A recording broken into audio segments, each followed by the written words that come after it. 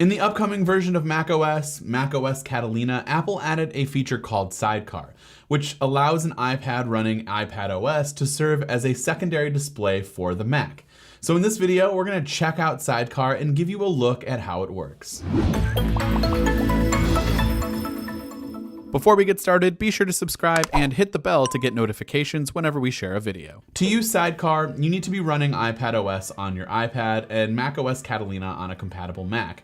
And then all you have to do is go to the menu bar, select the AirPlay icon, and then select the iPad that you want to connect to. Once connected, the AirPlay icon will turn blue, and then if you head back to that menu, you'll see a couple of options to turn on or off the sidebar and touch bar that are on your iPad. You'll see touch bar controls even if you're using a Mac without a touch bar. The sidebar gives you a few tools like Command, Option, and Shift keys, for example, and then you have access to your touch bar controls just like you would on your MacBook. Personally, I like the extra screen real estate, and so I opted to turn these options off. There's also a settings menu for Sidecar under System Preferences, which includes the same two options that I just mentioned, plus an option to position each bar on the screen, as well as a few Apple Pencil settings. So yes, the first interesting thing about extending and using your iPad as a secondary MacBook display is the ability to use your Apple Pencil. You can use the Apple Pencil as a pseudo mouse, although this isn't really the most fluid experience, but if you aren't near your Mac's mouse or trackpad and you need to select something on the screen, this is your only option. There isn't any support for touch gestures with Sidecar, but some apps do offer the ability to use two fingers for scrolling purposes. Writing or drawing with the pencil in apps like Photoshop is actually surprisingly good. There's little latency, and it can really be a nice Wacom tablet replacement when you're on the go or you're in a quick pinch. As far as normal usage goes, Sidecar truly makes your iPad a useful and functional secondary display, or you can mirror displays if you want. You can easily drag and drop applications or windows from one display to the other, all of it being pretty seamless.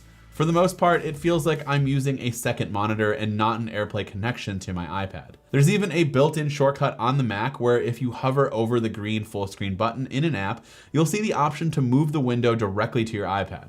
I've been loving the ability to throw my timeline or windows from Photoshop on my iPad in order to sort of free up some more space on my Mac for other windows or applications, and for the most part, Sidecar has been a pretty solid experience. There have been a few minor issues with the wireless connection, and I do attribute most of that to just being general beta bugs, but Apple does offer the ability to connect your iPad via a wired connection. So for my iPad Pro, I could just go ahead and use a USB-C cable, and a wired connection gives me a more stable connection since it doesn't depend on wireless strength. So that's something to keep in mind. Overall, I like the convenience of having a secondary display with me at all times that I can activate with just a few clicks. You can also use your iPad for normal iPad things and then go ahead and jump right back into Sidecar by tapping on the Sidecar icon in your dock. It's a great feature, and I honestly can't wait to see how developers and Apple in general will utilize Sidecar in the future. So let us know your thoughts on Sidecar. If you've been using the betas, let me know what you think about this in the comments section down below. This has been Dan with Mac Rumors. Thanks for watching, and I hope to see you in the next video.